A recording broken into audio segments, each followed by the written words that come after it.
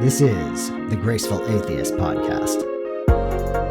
Welcome to the Graceful Atheist Podcast. My name is David, and I am trying to be the Graceful Atheist. Consider telling a friend about the podcast. Share an episode that you've been in or an episode that really touched you, and that will grow the podcast. This Tuesday night, we will have another Deconversion Anonymous hangout that will discuss the podcast and have this week's guest. So please join us. The Facebook group Deconversion Anonymous, join that first. And then Tuesday night, come and meet many of the people who are part of the community. Special thanks to Mike T for editing today's show. On to today's show. My guest today is Anne. Anne has been a part of a number of different faith traditions, beginning with Dutch Reformed, Calvinist background. She worked with her father in an inner city missions church in New Jersey. She's been a Baptist. She's been a charismatic in Foursquare and Assemblies of God, and eventually was in an organization called Streams that was very cult-like. And the common theme throughout Anne's life is her leadership ability, her desire to do God's will, her attempt to live out the Christian ideal, and yet tragedy besets her, and she is held back by the role of women, and ultimately is a part of a cult where things begin to unravel, and she begins to recognize the flaws in evangelicalism and that it no longer is workable for her. To sum up, Mike T's response to me was, when is Anne going to write a book? It is that kind of story. So without further ado, here is Anne to tell her story.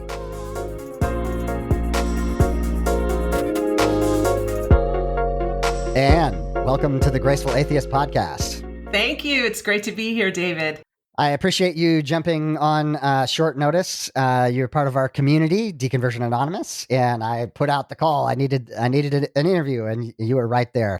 But I am super excited about your story, in particular because I think adult deconversions are much more telling. And just as a quick example, I had a Christian research organization reach out to me and ask me about, did I have any Gen Zs that I could refer them to, which I would have said no anyway. But I pointed out to them that, if you're Gen Z, you're supposed to be questioning everything. You should really be looking at adults and why they have changes of heart, whether deconstruction or deconversion. So anyway, I don't want to give away things. So let's hear your story, and we'll begin with what was your faith tradition growing up? All right. So I am Dutch, and I grew up in the Christian Reformed Church, so very Calvinist. Yeah. I come from, my father was a pastor. My grandfather, his dad, was a pastor in the Christian Reformed Church. When we go way back, we even found some Jewish roots that one of our forefathers was a rabbi. So, there's a long line of Bible teachers and scholars in the family. Yeah, I guess so. Yeah. So my parents met at Calvin College, and my dad took a ministry opportunity in Paterson, New Jersey, which is right outside of New York City, all inner city. It was in a mission. And he started a church in this mission. So they were giving out bread and soup to people on the streets. And he came, and his job was to make it a church. And he did. And it was a wonderful inner city church. It was full of diversity, primarily African American, a little bit of Hispanic, a few people from all over the world. And this was during the 60s. So it was the civil rights movement. And all of the, we shall overcome, and all of the civil rights movements were going on. And we were cloistered as this wonderful, diverse congregation.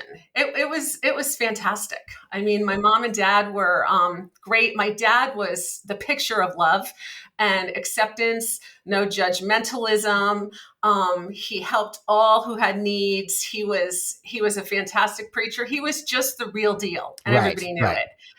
And so it was a wonderful experience. I felt loved and embraced, and it was great. It was Yeah, I can't even say it enough. Yeah. I think that, you've probably heard me say, but I think it's important to recognize there are so many good things about Yeah. being a part of a community, being, Right. loved by people beyond your parents, all of Yes. those things can be quite good. Obviously, we have people in the audience who have had more traumatic experiences when they were young, but it sounds like yours was really positive, got exposed to different cultures as well. Mhm. And so that sounds Yeah. really interesting. Yeah, yeah. We grew up singing all gospel music, Black gospel music, but at the same time, I went to Christian school, and the Christian school was, again, a bunch of Christian reformed people, all these Dutch immigrant kids who had moved to America and were second, third generation. And they were more from the suburbs. They were more Republicans, whereas we were Democrats. They were more it was just kind of like this culture clash between what I was experiencing at church and what I was experiencing in school. And I had a hard time ever really fitting in anywhere in a way, Okay. because the kids in my church all went to the same schools, and the kids in my school all went to the same churches. And there I was kind of straddling the middle. Right. So I found that kind of hard. In a way, it was a very secular upbringing in the sense that the school didn't act very Christian. There were the partiers and the druggies, and all of that was still going on. You had a few people in there that were the holy rollers that I just didn't want to have any part of because they were just so weird. They wore little dresses and carried their Bibles with them and had this weird smile on their face like they were in a cult. I wasn't a partier, but I wasn't a holy roller. I was just kind of one of those middle line kids, just trying to get through. Yeah. And my family was they weren't strict about, what we wore. I wore bikinis and tube tops. We weren't all caught in the purity culture. This was kind of before that. Right. I didn't have a curfew. My parents didn't care what we watched on TV. I had all the latest records. I listened to Meatloaf or everything else. It didn't matter. It was all, yeah. It was all good.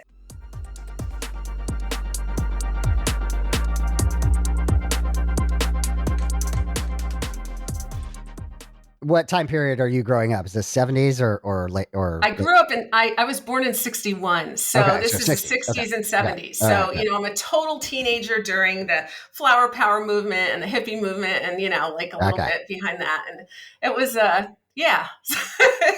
Fun times. It was yeah, fun times.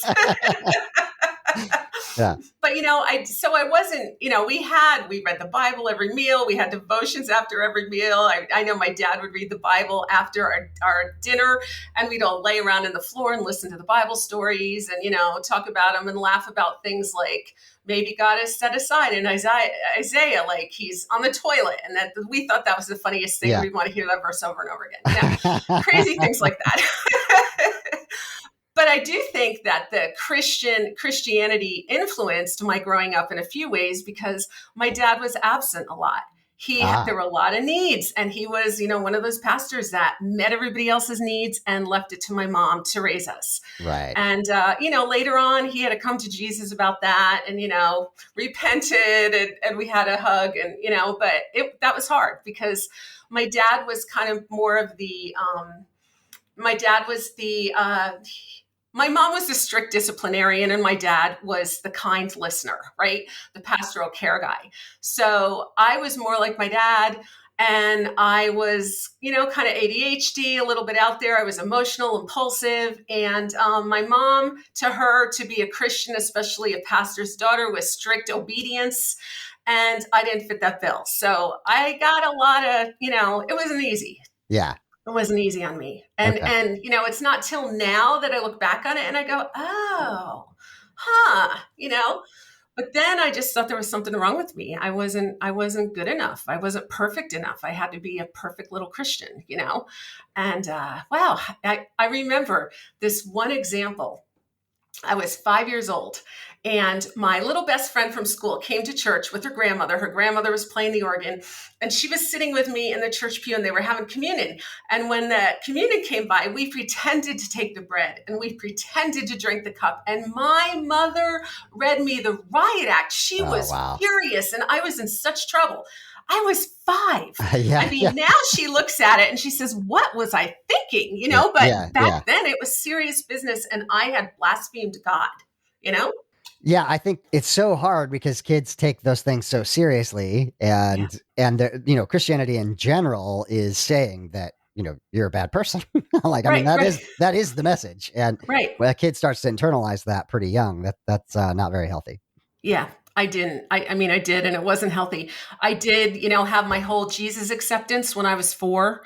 Like you Okay, hear yeah, everybody else 4 and 5. And, it really came down to my Sunday school teacher, who was also my babysitter, who was a sweet little old grandma who just loved Jesus and told us all about how much she loved Jesus. And she had that little picture of the white, Jesus. yeah, And she gave it to me. And I'm like, oh, I want him to come into my heart, and that was it. yes, yeah.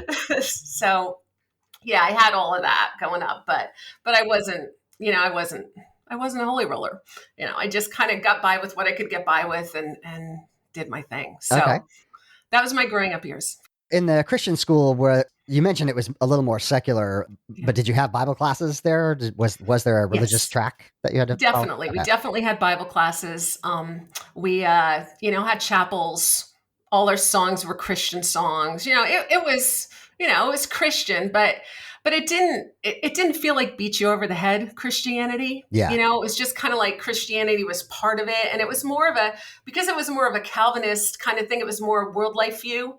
Right. So God was a part of every part of your life, but we didn't have to beat it into everything. Like our history class didn't have to be all about God. And, you didn't even talk about God in your history class. So it was more of, I thought, a balanced kind of environment. Yeah.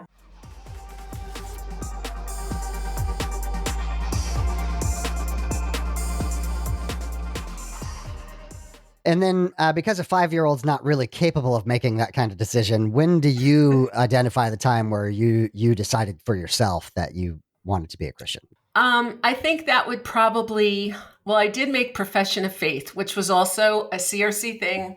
You, at one point you take all your catechism classes and you spit back all of the doctrine from John Calvin and the Heidelberg Catechism, and then you become a full-fledged member. And that's when you can now take communion and not get in trouble from your mother. So I was about 16 when I did that. Okay. Yeah. Okay. And again, I guess what I'm trying to get at is internally, was that real for you? Was that something that was important to you personally, or were you just kind of following along? No, it was very real to me. Okay. It was very real to me. I remember crying when my father was asking me questions, and he actually had a picture of me sitting there with all the council members and church people around me. And it was very emotional. Yeah. Very real. Mm-hmm. Yeah.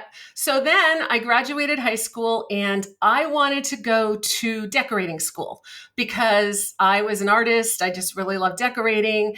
And my mom was like, no, you have to go to Calvin College because that's where we went and that's where everybody goes and that's what's going to be good for you. So I go off to Calvin College and I wasn't ready. I didn't want to be there. I struggled through college. I was there for 2 years and I struggled because I don't know. I mean, there were all kinds of things going through me at that time, but I would go there skinny. I'd meet a lot of guys, that's why I was in college to date. And I'd have all these boyfriends. And then as time went on, I started to gain weight because of the college food. And then my love life started to shrink. And then I started to get miserable and I developed an eating disorder. And then I would throw myself under the blanket of God. And I would go into the prayer rooms and I would just pray and pray and pray. God, help me. God, help me. And they always had 2 little prayer rooms in the dorm basements. They were all dark and they put up little Christian posters and they had like black lights in there. And they had a little bench and most people went in there to make out. But no, not me. I went in there to pray. So half the time I'd be in this little prayer room and then right in the prayer room next door with this thin wall, I'd hear some couple going at it, and I was just praying, oh God, help me. Help me be a better person and blah, blah, blah. So each time, like after the first year of college, I went back home. I got into Overeaters Anonymous. I lost all my weight. I went back to college again, all skinny again, all these boyfriends, all these friends, started to gain weight, became a compulsive overeater again. I was skipping half my classes that I didn't like biology. I was getting A's in my art classes. And I just, I was just unstable. I was just so unstable. But I'd go out partying on the weekends, and then on Wednesday nights I was in prayer meeting, and I just couldn't get my grounding, So I went back to New Jersey after 2 years. Everyone just wanted me out of college. The professors encouraged it. My parents encouraged it. My grandparents, everybody was like, you just go home. You're a mess. You're a hot mess. Just get out of here. So I went home and started working as a graphic artist, got my weight back down. I was now happy because I was back in my church that was loving and wonderful. But then I realized I didn't have any friends anymore my age. My friends were all gone. I needed to meet people. So I ended up in a non-denominational church in their young adults group, because that's where you're going to go to meet people, right? Right. So that's where I encountered more of the fundamentalist kind of faith. Okay. They really drove home having daily devotional time. That was not something we ever really talked about in the CRC. Yeah. I got to see all those wonderful movies like A Thief in the Night and all those awful things, and I was more fascinated than terrified, because we didn't adopt that view in the CRC. We were more Amil. So, but at the same time, I thought, what if they're right and this happens? And it, was a little scary. And I was, just kind of getting to know that there were different expressions of faith that were going on.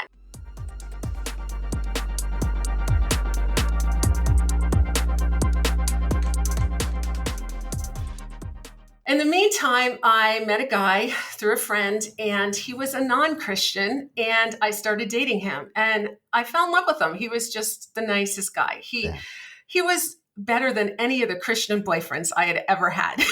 He was much more moral and considerate and wonderful than anybody. Okay. So things were going on. My parents were cool with it. It was all cool.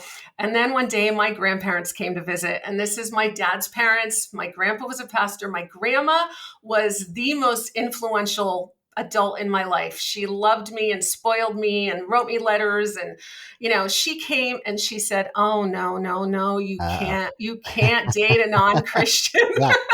Yeah. Oh, and boy. I was like, don't get in trouble with grandma. I was in trouble with grandma. She wrote me a letter. I read it. I prayed about it. And that's when I felt God telling me to break up with my boyfriend. Okay. And so 3 days before my 21st birthday, I dumped this poor guy, breaking his heart and mine. It was a terrible scene.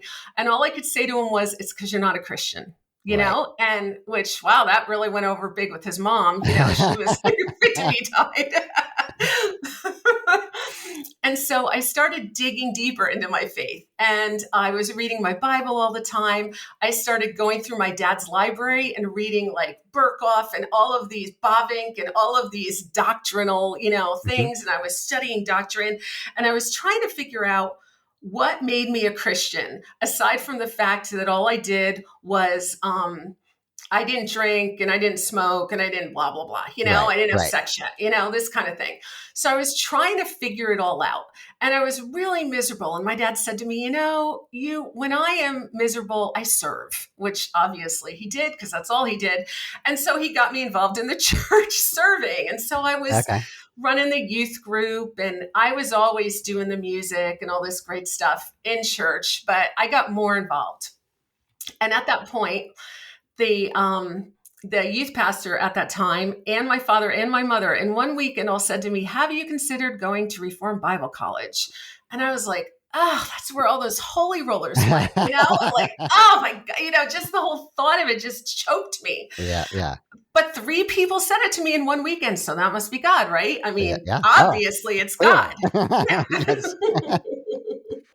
So we happened to be going out to Michigan for my grandparents' wedding anniversary. the same one who made me break up with the non-Christian. Okay. And RBC was there, so I checked it out. And I sat there the whole time with my arms crossed. And, the girl who showed me around was the epitome of a holy roller. And I just was like, gag, I can't do this. Yeah. But somewhere during those fundamentalist times in that young adults group, I had decided that God's will and my will were two different things. So God would never want me to do something I wanted to do. So if I didn't want to do it, that must be God's will. So guess what? I went. Right. And here was a choice that, as I was working as a graphic artist, I could have moved on to New York City and worked at an ad agency and made a lot of money and really been fulfilled. And instead, I went to Bible college. Like get the most worthless degree you can possibly get, right? Tell me about it. Yes. Yeah. Yeah.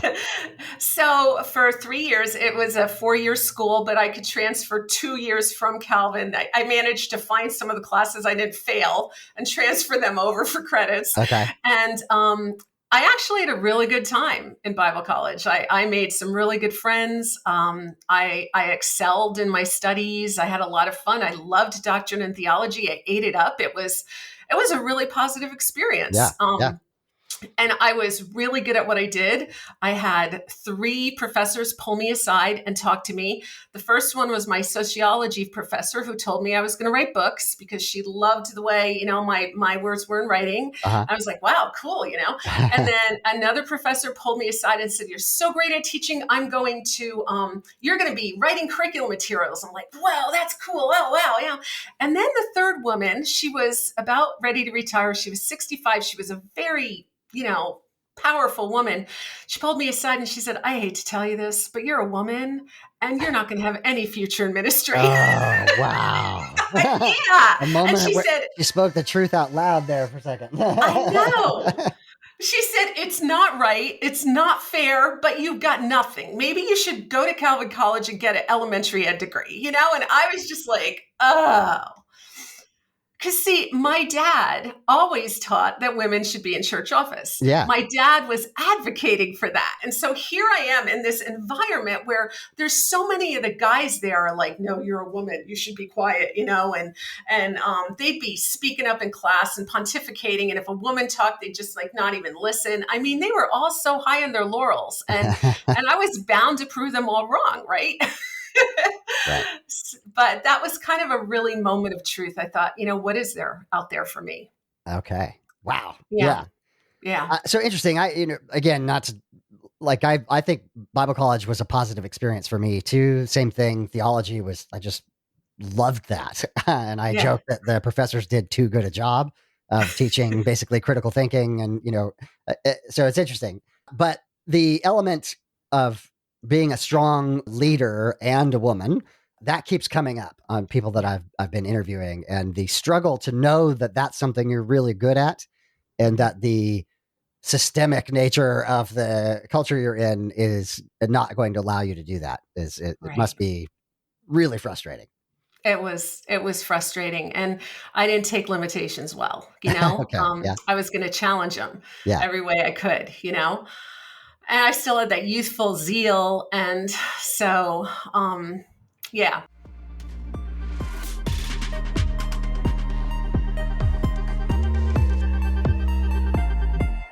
So after I graduated, I ended up going to Yosemite National Park as in the Christian ministry in the national parks movement. Okay.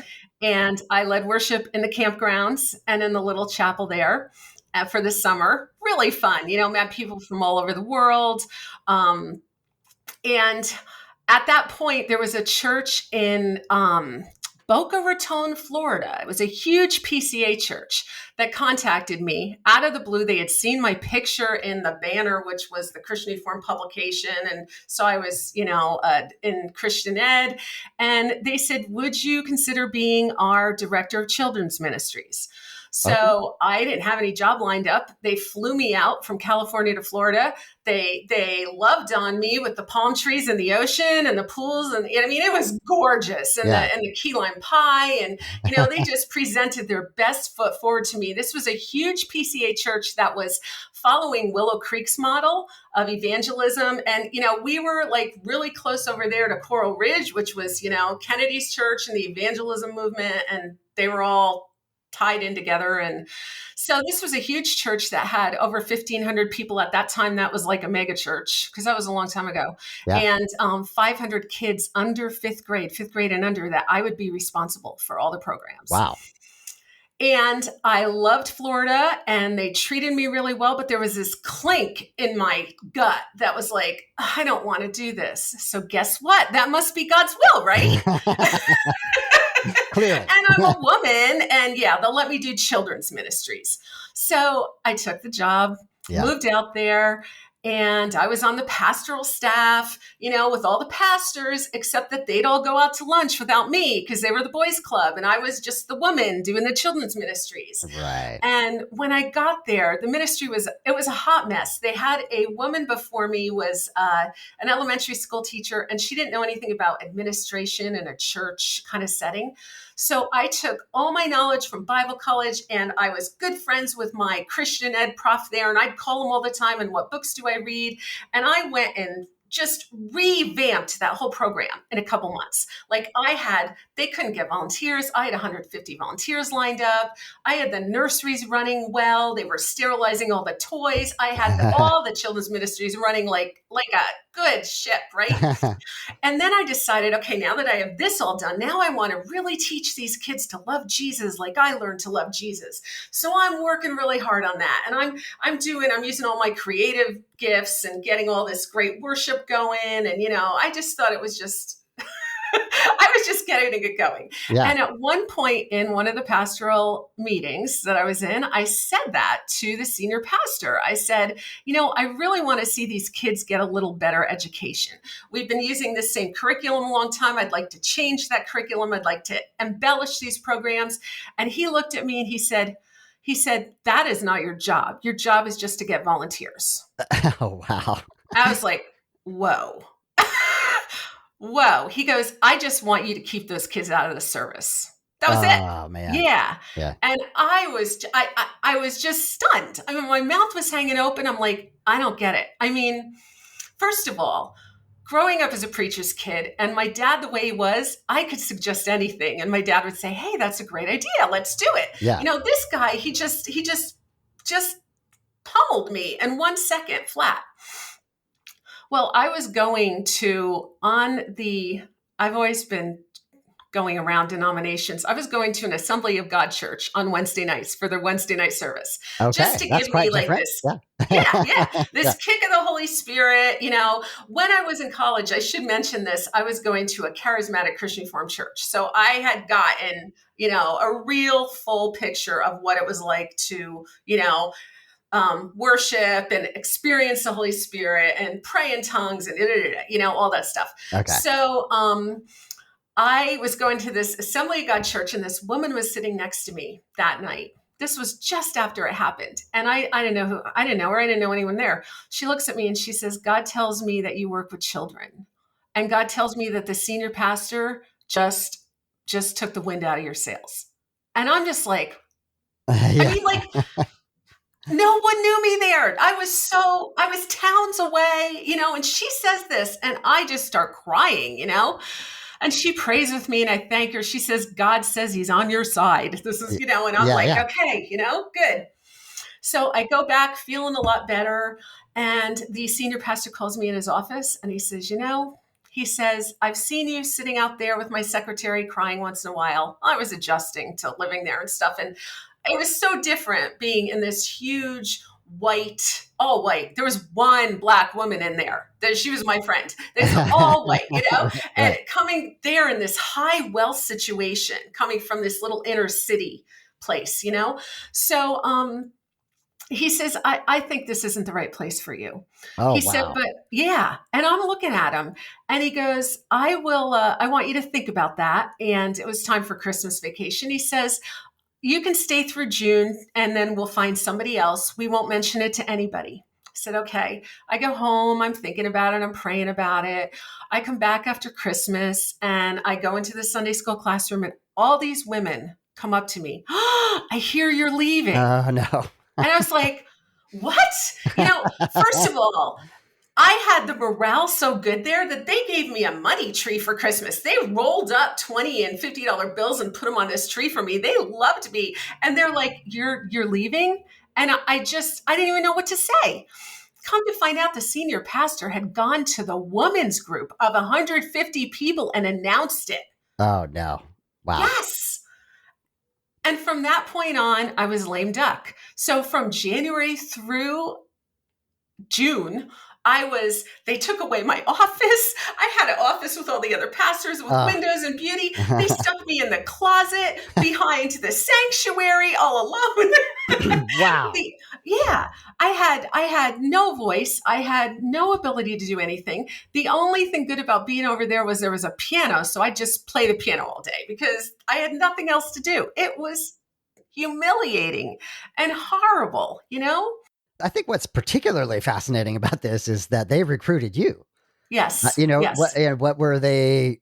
I guess they must have thought that they were getting a docile person who would just, do the bare minimum or something. But clearly you were ambitious and you wanted to make an impact in the world. And so it seems like they must have been very threatened once you got on staff and they saw that you actually wanted to make real changes and be a leader. Right. I think so. Yeah. Yeah. But it was really hard on me because I thought, well, God, why did you let this happen? I've done everything to honor you. And how could you let this happen? Yeah. In the meantime, in those last 5 months, I fell in love with someone who didn't fall in love with me. So I had and then someone fell in love with me who I didn't fall in love with. I mean, this whole big disaster, right?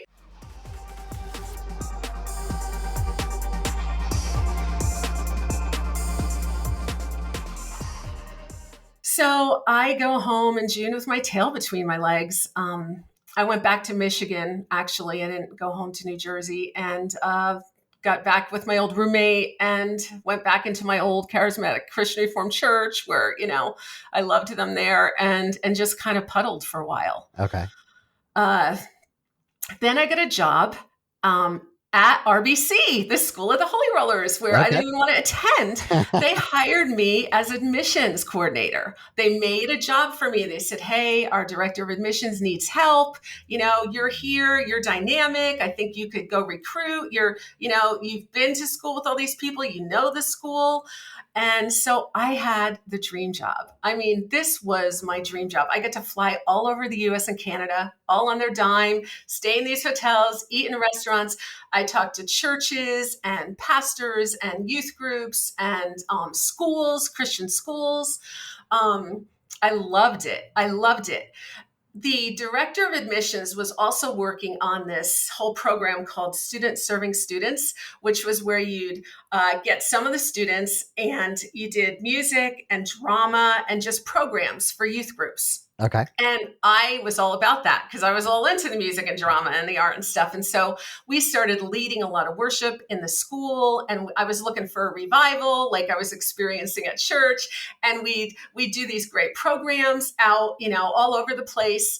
He left after 1 year and then I was in charge, but they didn't want to give me the job because I was a woman. Oh, no. So here now I'm acting director of admissions with still the admissions coordinator pay. But I grew that program. I actually made 5 students serving students programs of 5 students each.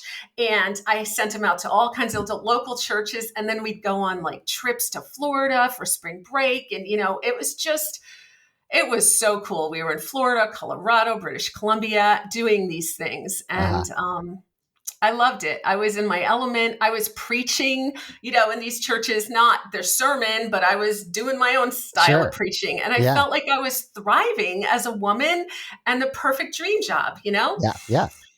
So then, unfortunately, at that point, I met the man who was going to become my husband. And He was in seminary because I really thought I had to marry a pastor, Yeah. because that's what we do. And so he was in seminary. He was working as a youth director at a church. And with my hours during the day and his hours working the evening as a youth director, he wouldn't come over to my house till 11 o'clock at night half the time, right? But I had to be up at 8 o'clock for work the next morning. Yeah. I burned the candle at both ends and I got mono. Okay. And it never went away. Oh, no. Like, it didn't go away. It progressed to a chronic condition. They diagnosed me with chronic Epstein-Barr virus, recurring Epstein-Barr virus. That was right when chronic fatigue syndrome was coming out as the yuppie disease. Okay. And I had it. I was sick. I couldn't get out of bed. I couldn't do my job. I was just laying there. This was right after we got engaged. And we got married when I was sick. So I just kept hoping I would get better. And my big joke was we spent our whole engagement in bed. Yes. Good and bad, right? It wasn't the fun way. Yeah. Yeah. So I had to quit my job. I kept trying to go back to it and I couldn't do it. I didn't have any energy. I used to say I was like an 80-year-old woman, but now that my mom is in her 80s, I realize I was more like a 150-year-old under the ground woman. I couldn't Yeah. even push a door open, Wow. and we didn't know what was wrong with me. And I was having all these tests and, we just couldn't get answers. The doctors couldn't do anything. In the meantime, my husband graduated from seminary and became a chaplain.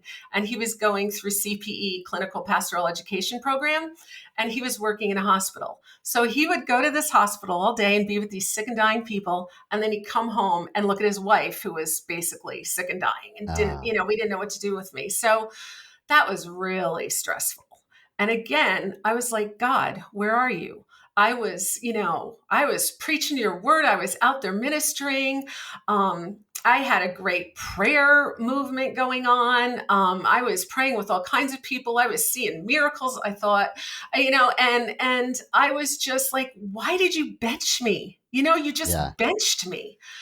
And so I would go up for prayer every week at church where these very astute, amazing prayer warriors would pray over me. I'd go to their prayer thing on Wednesdays and just get prayer and prayer and prayer.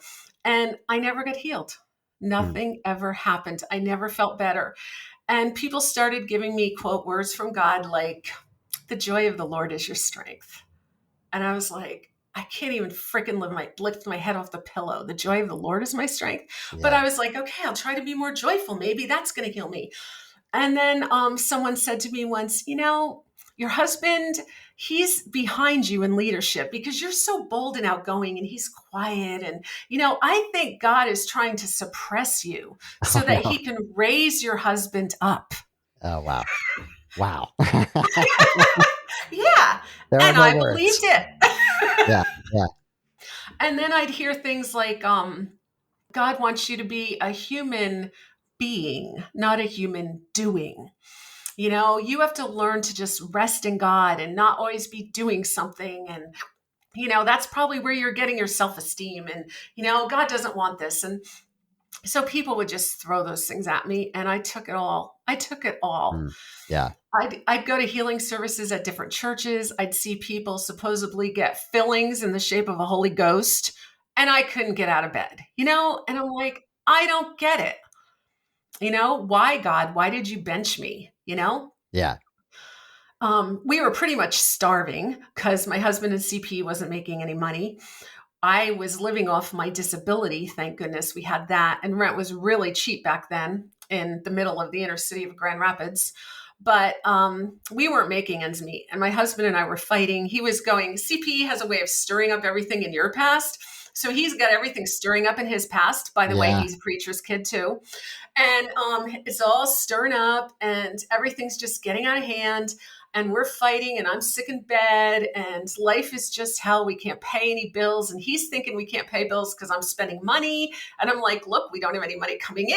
It's all that bad first year stuff on dope, So he finally decides to take a position in a church as an interim pastor.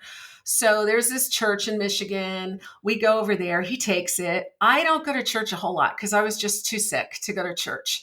And honestly, I didn't like listening to his sermons. I thought they were boring. I thought that he was so boring. But I thought the Holy Ghost will take care of that. As soon as he gets the Holy Ghost, he'll be on fire and it'll be fine. Yeah. I'll just pray it through.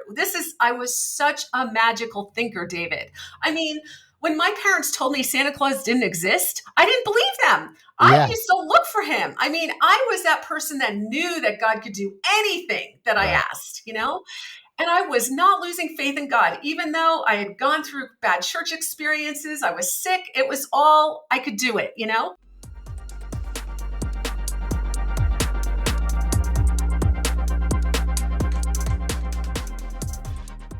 Basically, the upshot of the deal is that we're there 14 months. They want to call a pastor. He's on what they call a duo, which means that they call him or the other guy and they vote. And there was a family in the church that he had angered because he told the mama in charge to stay out of her kid's marriage situation. Right. And that whole clan hated him, So they never came to church, but they came to church that one Sunday to make sure he didn't get that job. Voted him right out, right? But I wasn't that upset because that same Sunday we were going to find out if he also would get a church in Virginia. And he was on a mono there. So I was like, well, of course they're going to call him. There's only one person there. Well, by the end of the night, we found out that we were jobless, homeless, had nothing. Here we were. I was sick. We had nothing. That's devastating. Yeah. That's amazing. Yeah. Yeah. Yeah. But I still trusted God. So we had a big white dog, packed all our belongings, our big white dog into a truck and ended up house sitting in a tiny little house somewhere for some people that were in Florida, put all our stuff in their basement and lived in that house for a few months while my husband scrubbed toilets for a job. That was what he did. And, but still, I, knew God was going to turn around. It was going to be okay. And then and I feel like it's just such a long story, but upshot of the deal is he decided to become a prison chaplain. And we were able to get some stability then, get some income. I had 2 kids, even though I was sick. I had 2 girls. He went off to be the chaplain and I was home and we were just kind of struggling to get through, but we were doing it. It was, I bought a house. It was all good. And then he wanted to go back to a church. He's like, oh, I can't get church ministry out of my mind. I want to go back to a church. So he takes this church in New Jersey. And I was all about it because I was like, well, it's in New Jersey. I'll be by all the people I love. This will be cool. And it was a church at war. It was a church that had run out their last 7 pastors. It was a church that 150 years ago had caused the first pastor of the church to kill himself because he was treated so poorly. Wow. Okay. And we walked right into the middle of it. Yeah. And it was the worst situation possible. I mean, his preaching got good, but it was bad. I right away took over the worship team, which was the worst idea in the world because worship, of course, was the hot topic. I started a prayer group. We got involved in the river and all the revival movements that were going on, went to Toronto, went to Light the Fire Nation. We did everything to bring revival to this church, right? That was the goal. If we bring revival, it's all going to be okay. Yeah. And the main protagonist in that church was out on his yacht all summer. And he came back to find the church of 65 now had grown to 150 people, new young people who were following us, not him. And he blew the church apart. And they started a concerned committee and they started all these rumors and lies. And I mean, there were things thrown around like, no amount of prayer is going to save this church when I get through with it, or you're going to be walking over my dead body before I leave this church. Or, I mean, it was not like anything I had ever seen in my whole entire life. That's wild. Yeah, that is not hiding the fact that that's a power trip, No. There was one experience one night where my husband was on council and he called me and he said, don't let anyone in the door. And I'm like, why? And he goes, we had this big explosion at council meeting and these people ran out. And he goes, I am afraid they put a bomb in the car. I mean, that's how bad it was, because their son lived down the street and he had bombed the church at one point, and we were like thinking he was going to put a bomb in our car. It was bad. Okay. It was bad. Yeah. Yeah.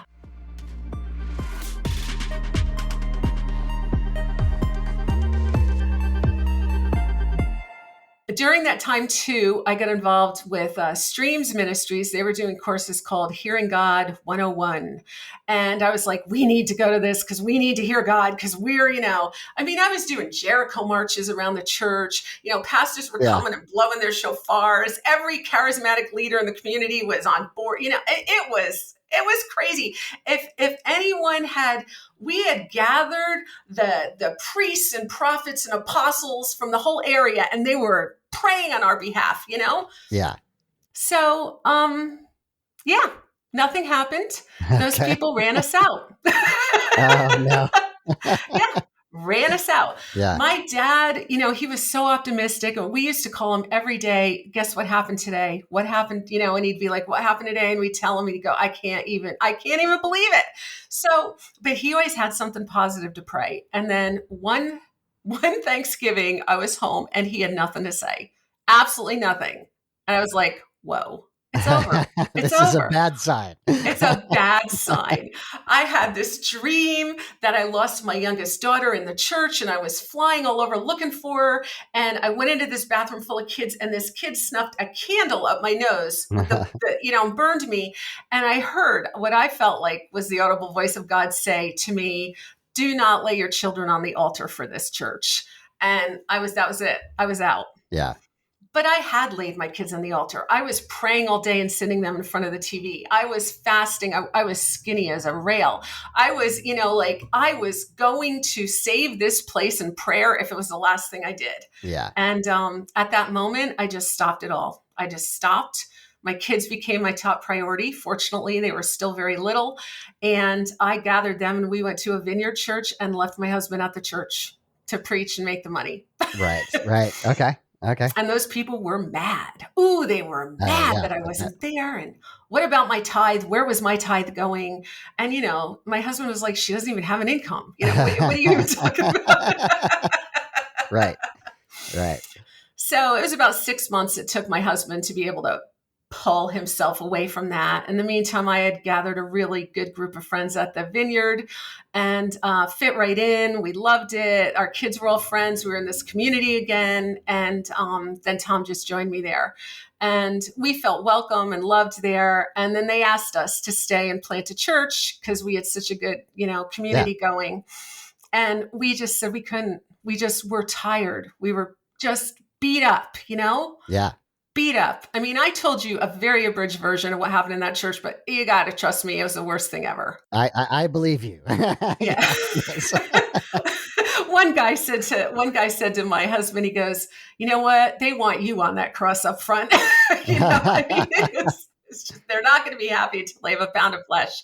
Well, come to find out years later, the reason they were so persistent on running out all the pastors, and in fact, the pastor after us ended up in the mental institution. Oh, wow. And my dad warned him. He said, don't go to that church. And that guy didn't listen to him. So the reason they had done that was because they were sitting on a pot of gold, because it was a church outside New York City on 11 acres of land. Right. And guess what that property was worth? And guess who was going to get that money if that church died? They got it. They got millions and millions of dollars. I found this out a few years ago. Yeah. They pocketed all that money. And I was sick. Yeah. I was sick. I can imagine. Yeah. I mean, I was like, God, what about Ananias and Sapphira? I don't get it. I was waiting for people to drop dead. I was waiting for God to strike people and smite them and, make them sick and die. I was waiting for it. I was believing for it. That sounds bad, but it was to me, it was all a spiritual warfare and God had to win, Yeah. But God didn't win. We, again, were unemployed and homeless. Yeah.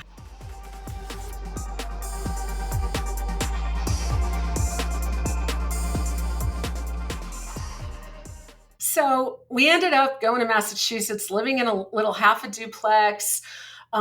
eating at the food bank, had no money, freezing, eating noodles for every meal.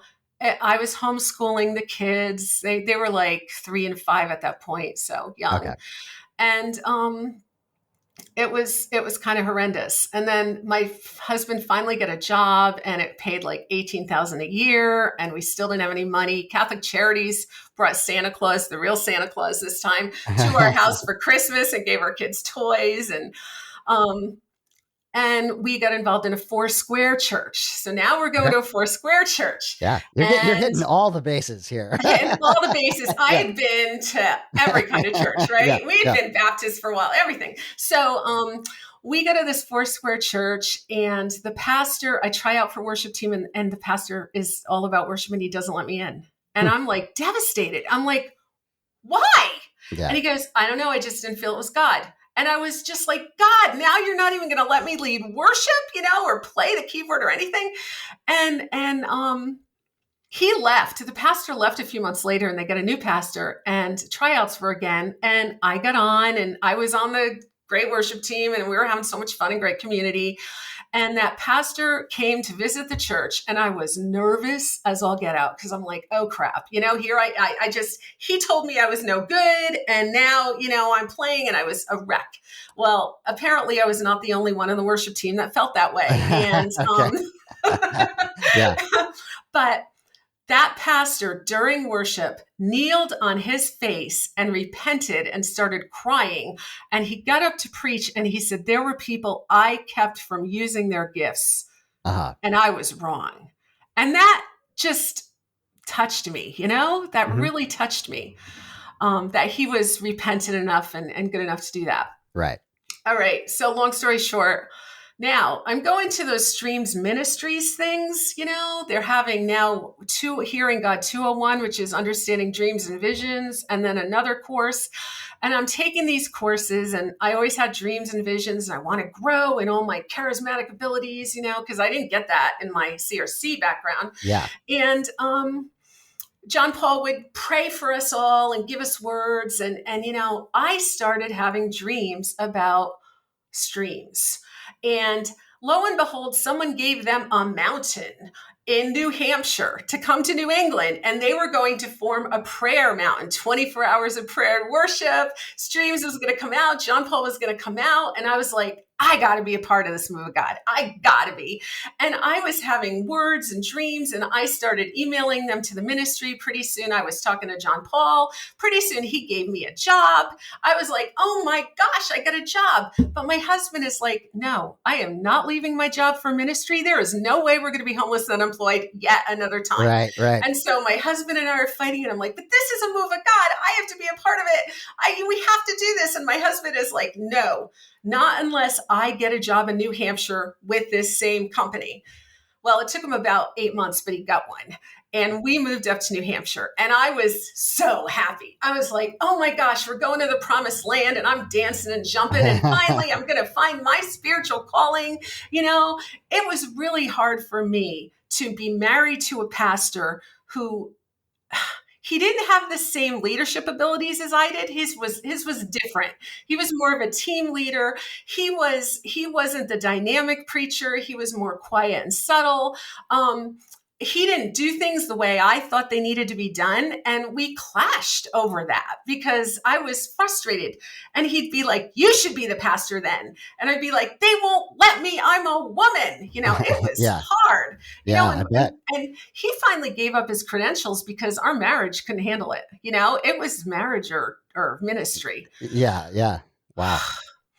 So this was my chance. He could work and stay out of ministry, and I could shine, and I came on that staff, and I wanted to be teaching courses but I knew that in these charismatic ministries, you had to prove yourself. So the first job they gave me was to work the database in a closet. Here I am in a closet again, on these computers, and it was awful, but I just did it with a smile. I was so happy to be there. I was one of the first people up there, and, I was close to John Paul and everybody that was up there, and I just felt like a bigwig.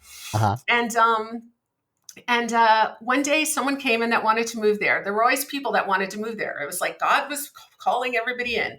And these people said, hey, do you have a realtor? And I said, oh, yeah, I use this guy, Joe. He was great. And John Paul was in the office and he said, no, everyone in our office uses Vicky. And I thought, well, that's weird. We didn't use Vicky. And I said, oh, but Joe gives really good gifts. And he goes, Vicky gave gifts too. And I said, oh, but Joe, blah, blah, blah, blah. And he goes, well, Vicky, blah, blah, blah, blah. And we have this little thing. And I'm just thinking, we're just talking, right? Yeah. After that, he didn't talk to me for 3 months. 3 months, because I challenged his authority. But I didn't know it because I didn't know the rules, and I didn't play by those rules. And my dad was certainly not an authoritarian leader. And, I was like, I don't get it. So, it was so weird because I was trying to figure out what I did to offend him, but I couldn't figure it out. No one ever talked to me about it.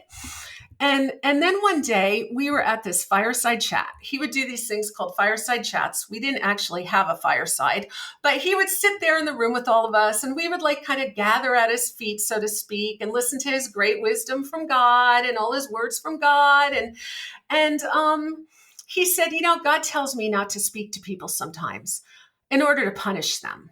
Oh, wow. Yeah. And I'm like, I think he's talking about me. Huh. But I just didn't get it. Yeah. And little by little, people would come and I'd train them in their job and I'd work my way up till now I was running the events. Well, not running completely. I was on a team of people who ran the events and got the airline tickets, and I started to travel all over again. So here it's like I'm getting my old RBC job back. I'm traveling. I'm speaking in front of people. I'm giving words in front of people. It's just like this really great thing. I feel like, yay, I'm back to the promised land. I am, it's so good. I'm fulfilled again. Now, mind you, I'm still fighting with chronic fatigue at this time because I was sick. I was sick in bed for the first 5 years, and then I was sick for another 25. Oh, wow. And it still kind of dogs me. But I'm managing, and it's all going really well, and everything's going great. Okay, so they call David Hayward. Do you know David Hayward? Yeah, yes. Okay. I mean, not personally, but yes, I know who he is. He's a friend of mine. Yeah. So they call him to be the pastor. Okay. And so, initially I was leading the worship in the worship services, and then David and I were leading the worship, and then they called Trevor, a worship pastor, in, and then I was part of the worship team, and it was just so much fun because I was on the worship team, in the church, and in the conferences. So, everything's going great. I am happy as a clam. I love David. He's a good friend of mine. Mitch and Jeannie, are there. They're good friends. And one day, John Paul calls a meeting for everybody on staff, very important meeting. He sits us all down and he says, God has revealed to me that the reason I am sick, because he was getting a lot of colds, let's not mention he was traveling nonstop 24/7, on planes and, never sleeping. But God has revealed to me that there's division and conflict in the camp, and that's why he's striking me ill. Oh, wow. Yeah. And I'm I was in fairyland. I had no idea the stuff that was going on, right? No idea. And I'm just looking at him like, huh? Yeah. I know you're sick because you travel, Yeah. And all these people start repenting and getting to his feet, and they're pawing on his knees and they're crying at his feet. It's like Mary Magdalene at the feet of Jesus. And they're just repenting and, oh, we're so sorry. And they're praying for him. And he's just sitting there, just taking all this adoration and love. And the next day, David Hayward confronted him and said, that's just not cool. Yeah. You are setting yourself up as God, basically, and taking all the adoration. And that's spiritual abuse. Yeah. He called it. Well, you can imagine how furious JP was after, see how mad he was at the realtor encounter, right? Yeah, you can imagine how furious he was at this. And he fired David right on the spot. Mitch and Jeannie were fired. The two other people that worked with me in the events thing, Mitch was over the events. They quit. They were like, I'm out of here, and then I was like, my world was spinning. What's going on? What's going on? This was all going so well. I don't understand it. So come to find out that things were going on, because people were having suggestions and he felt his authority was challenged. Yeah. And there was all this stuff going on, but they were keeping me out of it because they knew I needed the job and, they just wanted me to be safe. And, but then it all broke out and I was devastated because these were the people I was close to, Yeah. David was my good friend and, Mitch and Jeannie and them. And I was just like, oh man. But Mitch said to me, just keep your head down. Don't you make any trouble. Just try to get through this and keep your job. But it was really hard because it turned into a place of slander. The talking and the way that they slandered them was just awful. Right. And we were basically told to shun them all. Okay. But I didn't shun them. They were my friends. And when David left, they packed up their car to leave, their truck and everything, because they had bought a house out there and everything. And we went to help them move. We went there and Mitch and Jeannie were there, but nobody from the church was there. Nobody from the ministry was there. Oh, wow. Nobody. And one person drove down the street and he looked at us and he said, "What are you doing here?" And we said, "We're helping them move." And they were just like, whoa.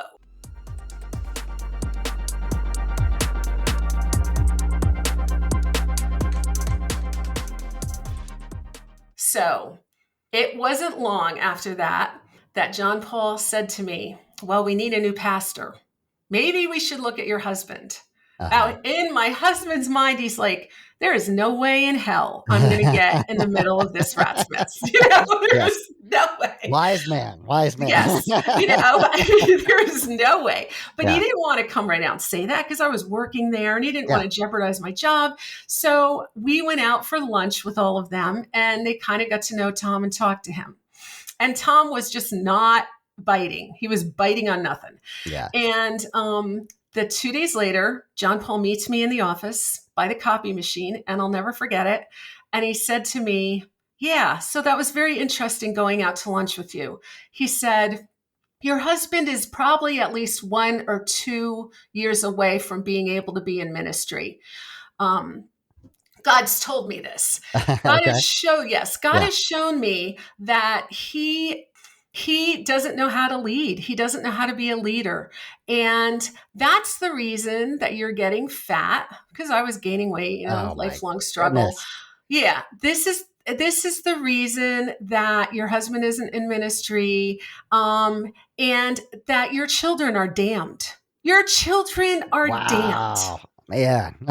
I'm like, hello? Yeah. I had the best little girls. They were the best little girls in the church, and they were nothing damned about them. Yeah. And I cried, and I said, "Thank you." And I took it because it must be a word from God because it's John Paul, it must be God. And I go back and work and I'm crying and, I just can't get myself together. At the end of the day, the president calls me into the office with now the guy who's now my boss, who was the shipping guy. He made him my boss suddenly because I couldn't just do it because I was a woman. And and they call me in the office and the president says to me, "I understand you got a word from JP today." And I'm like, "Yeah." And I start to cry. And then I apologize for crying. I say, "I'm sorry. I thought I must be getting my period or something." And he goes, "No, it's because it was a true word of God." He said, "We've understood you have a problem with authority." Oh, dear. Uh-huh. And you know what he cited? The time I had the little exchange about the realtor with John Paul in the office at the beginning of time. Yes. And I'm like, there it is. That's super petty. Very, very petty. Yes. Yeah. And then he had some other stupider thing. And then he said to me, "So we're going to let you continue to work the events, but we're not going to let you go anymore. You're not going to be able to go to the events." And I just thought, the writing's on the wall, because you set up an event and there's always, shooting that you have to do when you get there because something fell through the cracks. They're going to just fire my ass and that's going to be the end of it. Yeah. And he said, "And we want to marriage counsel you. We want to marriage counsel you and teach Tom how to be a leader and how you should be submissive." Wow. Well, now my whole job is riding on it, and it's all my husband's fault, because he's not a leader, and I'm crying. And, I left there, I went home, I cried the whole way home. And I said, I'll give you 2 weeks. I have to think about it. I need to think about it for 2 weeks. So he said, okay. So at the end of 2 weeks, I quit. I was like, I can't do this. But Tom was like, I want to see what happens. I'm curious of what kind of dynamics are going to happen over there. And so I stayed on the worship team. I stayed doing worship. I stayed being friends with them. And this went on for a couple months. I was miserable. We did a worship seminar at a church. It wasn't a church. It was at one of the conferences. And I was up there leading with other people, and worship was a dud. Everything was a dud. And I looked out at some of the people there, and I knew that they were there because of me. I knew that they were open to that ministry because they came there because I was, and they knew my background and they trusted me. And I thought, I can't do this anymore. Yeah. I can't do it. That night on the way home, we hit a moose. Oh, wow. We hit a moose. It came out of nowhere. It hit the part of the the mirror, the rearview mirror of the car, and shattered the glass. And so Trevor, the worship leader, and I was sitting here, and we were just covered with glass. And he just kept driving. And we got back and found out that was just not cool. And the moose hit another car. There was an accident. He might have charges against him. It was this whole big mess. But the bottom line was, the next day, John Paul went to that conference and said, God came to me in prayer and asked me if I would give up some of my staff to him and let him take them home. But I prayed and said no, and they were saved and they were spared. So now I was alive because he prayed and spared me. Right. Yeah. Yeah. And I was like, this is bullshit. And I quit. I quit that day. I was like, I don't care what they do. I'm not going back. Okay. Good and then I was shunned. Yeah. Yeah. I was out of there. 9 months is all I lasted. It was really like a cult, Yeah. I was shunned, and I didn't know why. Nobody was calling me. They even had a concert in our clubhouse where we lived, and I went because I thought, I'm not going to let anyone keep me out of this concert. And no one would talk to me. They all looked at me with these terrible looks. A year and a half later, a friend of mine from there who had shunned me called me and said they came after her, and she apologized to me. Yeah. And she said, John Paul had gone to everyone on staff and said things, slandered us to death. We're horrible people. We're sick. We have a bad marriage. Blah, blah, blah. He just slandered us. Yeah. And made up all this crap. And everyone believed it because I had too much charisma in the office. I had too much control. John Paul said that to me. He said, I see in you, there's leadership, and you can steer a ship that's sinking, and, but you've got to be careful. Well, he had to do damage control, and he came back and just killed me. Yeah. So when I found that out, I wrote him an email. I sent him an email. I said, how dare you? And I just, never heard from him again, never.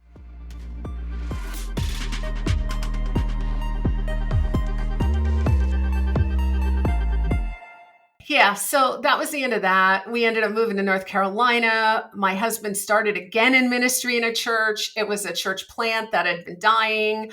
We just closed down the church basically because it wasn't going to work. Then we tried to get involved in other churches, and we were really good friends with the pastor and wife, and they got fired from their church, which caused a whole nother thing in us, and PTSD from our church experience. And I was like, this is all bullshit. So we went into another church that was just really big. We could just slink into the back, not know anybody, not talk to anyone. I didn't want to know the dynamics in a church because I could see all the crap going on, just a biblical sermon. And that's what we did. Yeah. And that lasted for a little while. And then we went back to New England to be my parents. And I just couldn't go to church anymore. I just stopped. I was like, I can't do it. I can't do it. I think that's actually more common than you think, that people start to realize that they're having, reaction, PTSD, like you mentioned, they're having a reaction and they just can't go in the building anymore because, and they don't even know why really. You're right. But yeah. Right. It was just bad. In the meantime, we found out my youngest daughter was autistic. That's why we were having trouble with her whole life. And she was going into depression and maybe bipolar. My husband was falling apart. Our marriage was falling apart. My other daughter went to college. And then my father dropped dead. Bam. Oh, no. I'm so sorry. Thank you. He was 77, just dropped dead in a restaurant. Gone. No warning. Gone. And it rocked my world. I mean, it just killed me, right? It killed me.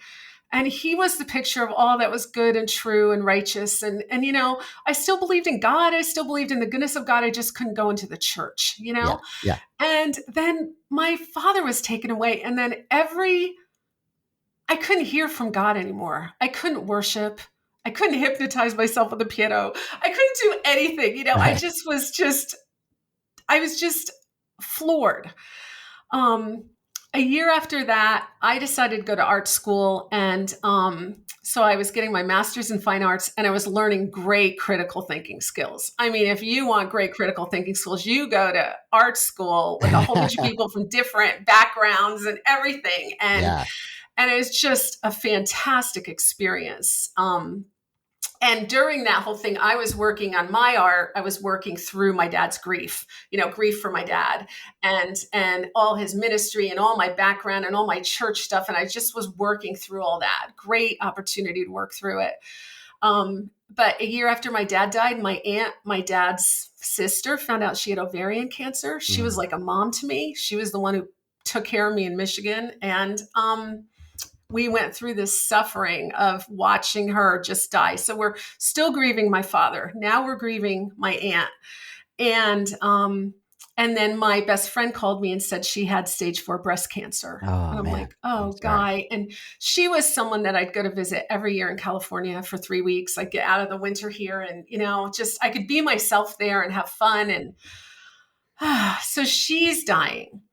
And we went through those 2 cancers. My aunt died. We laid her to rest. During this time, of course, it's 2016 and Trump gets into office. And that caused me and a whole lot of like, I don't get it. I mean, when he was going for the white evangelical vote, I'm like, they're not going to be fooled. Yeah. Oh my God, did that just do me in? Yeah. I'm going through all this and I'm just like, spinning. And how could this be?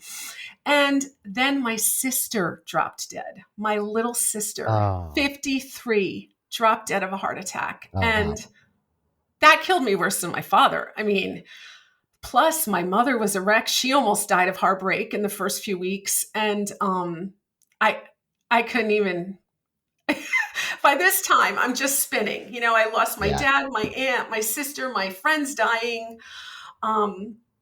And I'm just spinning. Trump's in office, everything else going to a handbasket.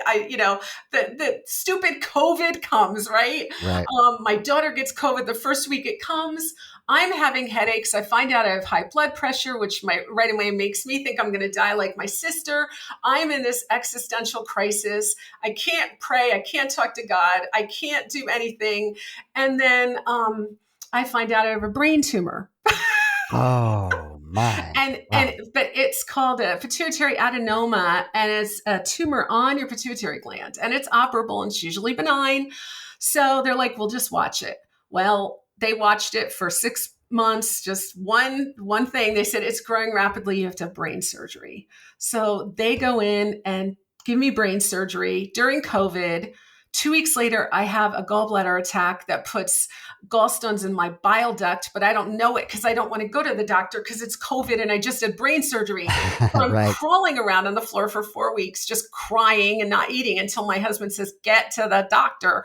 And I go to the doctor, find out I have to have my gallbladder out. So I have surgery, emergency surgery to remove that. And then another surgery to remove the gallstones. All of this in 7 weeks' time. During that time, my best friend died of breast cancer. Oh, man. And I, of course, didn't get to say goodbye, really. I sent her flowers, but, Yeah.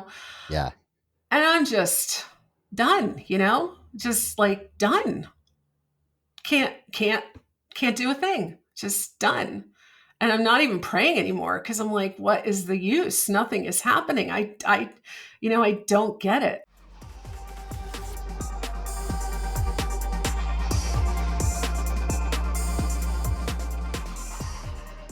So sometime during that time, Kristen DeMay's book, Jesus and John Wayne, came out. Okay. And my brother had to interview her. And it was just after the book came out, like it just came out that day. And so I was listening and I was like, ooh, I like this woman. So my mother bought the book and we both read the book. And that's when everything started to come into place for me, because I could see almost my whole evangelical upbringing, right? And all the bookstores and all the conventions and all the stuff and the authoritarianism and all that stuff that was going on was right there on the pages. And I could see how suddenly all these people from church thought that Trump was their God, Yeah. And I was like, because I didn't get it. And I saw the whole thing and I went, oh, and the light bulb went on. And I started to see that there were so many things built into the system that were destructive and damaging in so many ways, you know, with the racism and everything, down to the very core of everything, the women's issue, everything, misogyny, LGBTQ community, everything. And so I read this book and the light bulb went on. And that's when I started listening to different podcasts. And there was your first mistake. That was my first mistake because, then I'm like, I started listening to Straight White American Jesus. And I was like, yeah, I'm getting into this, And then somehow I stumbled on Born Again. And they were talking about, they did one on Noah's Ark. And I'm like, what do you mean Noah's Ark how could that not, no, that really, And then they're talking about worship and they're talking about the hypnosis of it. And I'm like, you're kidding. Because I was addicted to being hypnotized in worship. I was the one on the floors dancing and praising and, and I was like, I did it to myself all the time. I just would play the piano and just, I was there. I was all in. And I was like, man. And then someone mentioned Bart Ehrman. And so I started listening to some of his stuff. Okay. And this was what cracked me.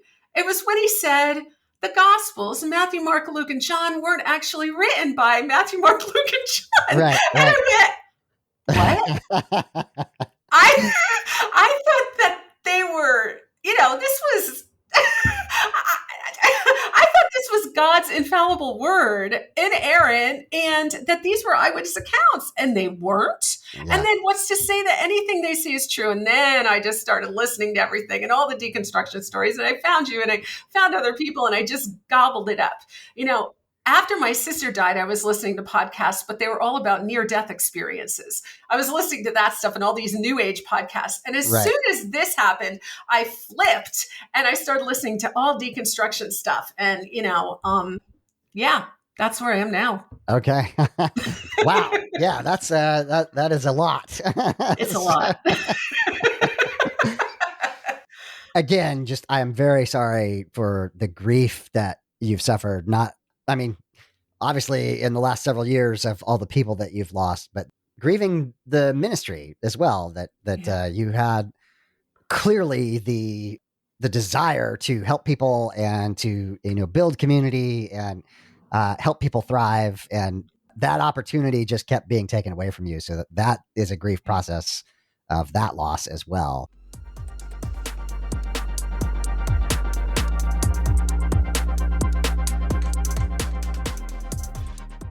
I'm curious at this point, how are you finding community? I know you're part of the Deconversion Anonymous, but do you have friends that have gone through some deconstruction as well? And, how are you at this point handling that?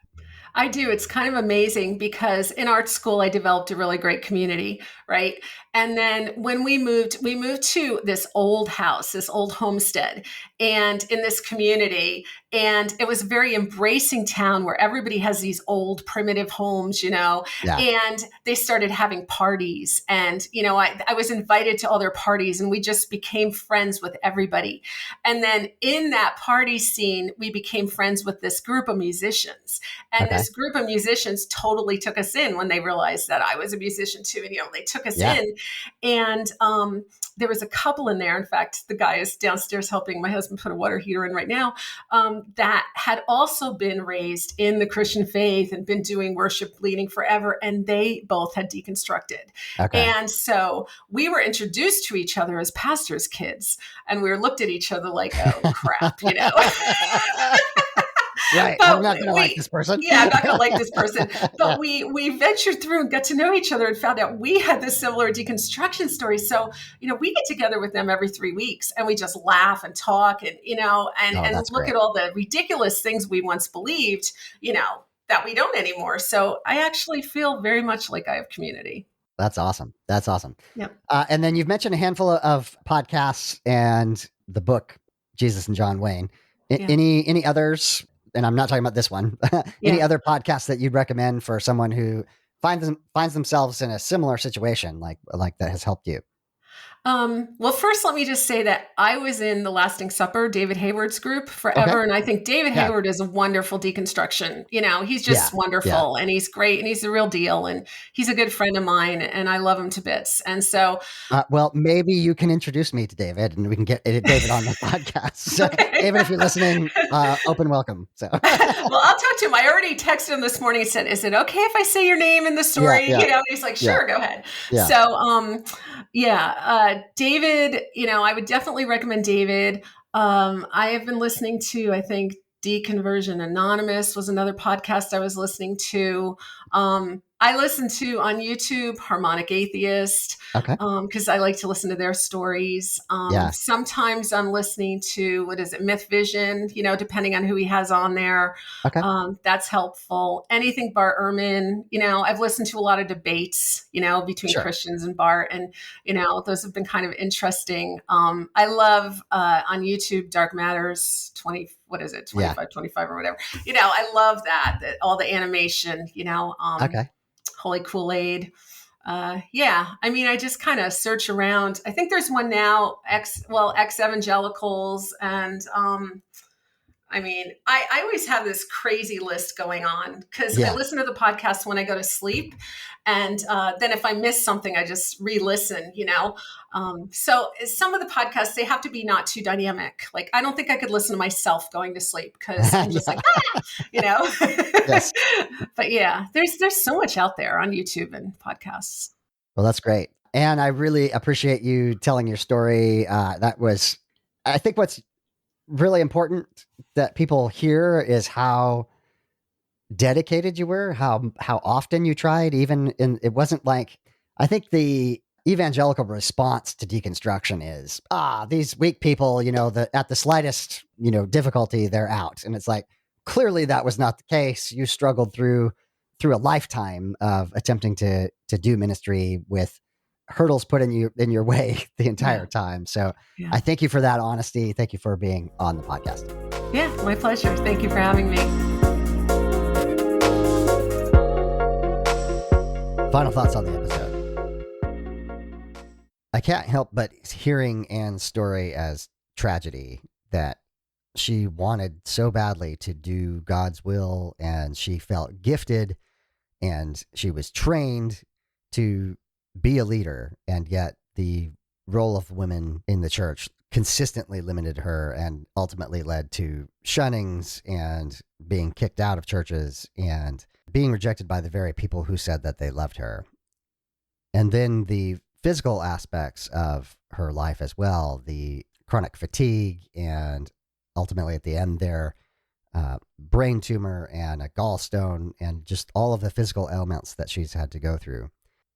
But this often is the beauty of deconstruction, as she's describing reading Jesus and John Wayne and recognizing herself and the culture that she'd been bound to for all of her life within evangelicalism, and suddenly recognizing the corruptness of that and how she no longer had to be bound by that. That freedom is amazing, and it is wonderful to hear in Anne's voice where she is now.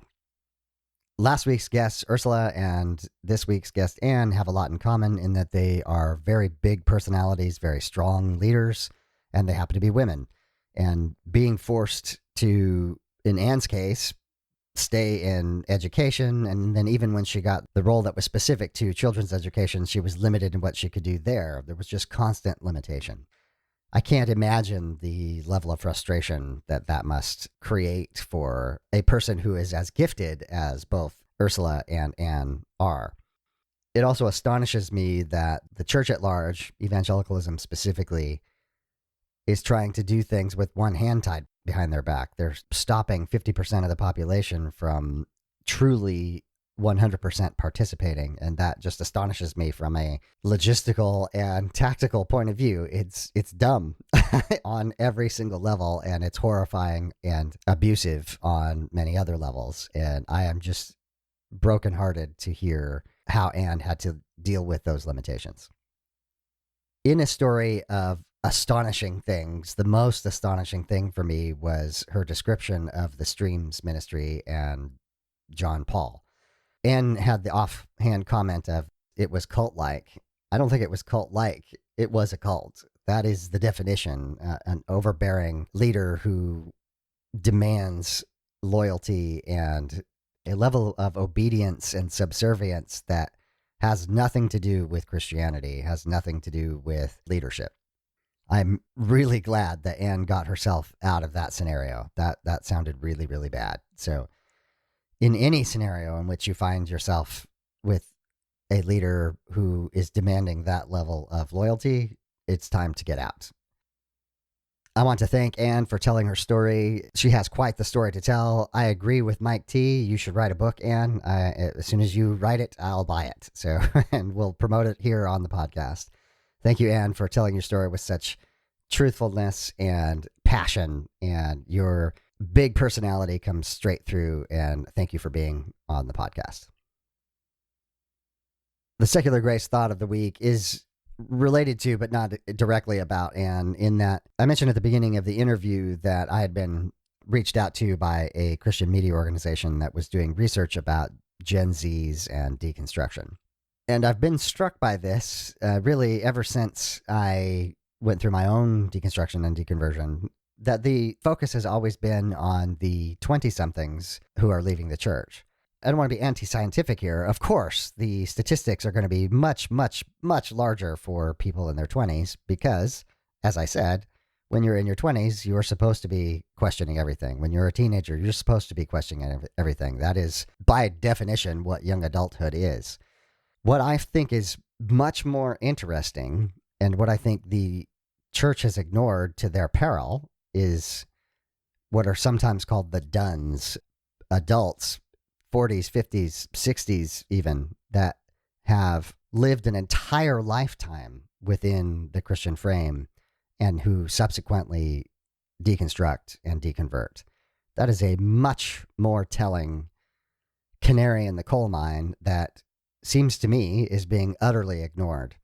If the statistics that I get about the podcast are to be believed, that would suggest that most of you are at least in your 30s, and most of the listeners here are adults. And so it astonishes me how the statisticians and the church itself has ignored this group of people and berated things like the evangelical movement. This is the second week in a row that I'm giving some atheist advice to pastors. Talk to the adults who are deconstructing. Really listen to them. Ask them why they've had a change of heart. What kinds of things would make a person change their mind after decades of being a Christian? And then really listen to the answer. And if you are that person who has lived an entire lifetime of Christianity and you're the one questioning and you're the one where it feels like God's not listening and tragedy is around you in every direction, I need you to know that there are many of us out here, myself and all of my previous guests, a community on the Facebook group Deconversion Anonymous, who have gone through this. We've experienced it. We know what it feels like, and you don't have to be alone, and you are not alone. I just wanted to mention, for those of you who are parents and the mothers out there, happy Mother's Day. I know that's kind of saccharine sweet, and it's one of the things I used to really dislike about this particular Sunday in church all the time. But I want to acknowledge you. You do amazing things. You are the foundation of society, and you're also leaders and teachers and amazing human beings. So thank you, and happy Mother's Day. Until next time, my name is David, and I am trying to be the graceful atheist. Join me and be graceful human beings. Time for the footnotes. The beat is called Waves from Mackay Beats. Links will be in the show notes. If you'd like to support the podcast, you can promote it on your social media. You can subscribe to it in your favorite podcast application, and you can rate and review it on podchaser.com. You can also support the podcast by clicking on the affiliate links for books on gracefulatheist.com. If you have podcast production experience and you would like to participate with the podcast, please get in touch with me. Have you gone through a faith transition and do you need to tell your story? Reach out. If you are a creator or work in the deconstruction, deconversion, or secular humanism spaces and would like to be on the podcast, just ask. If you'd like to financially support the podcast, there's links in the show notes. To find me, you can Google Graceful Atheist, you can Google Deconversion, you can Google Secular Grace, you can send me an email, gracefulatheist@gmail.com, or you can check out the website, gracefulatheist.com. My name is David, and I am trying to be the Graceful Atheist. Join me and be graceful human beings.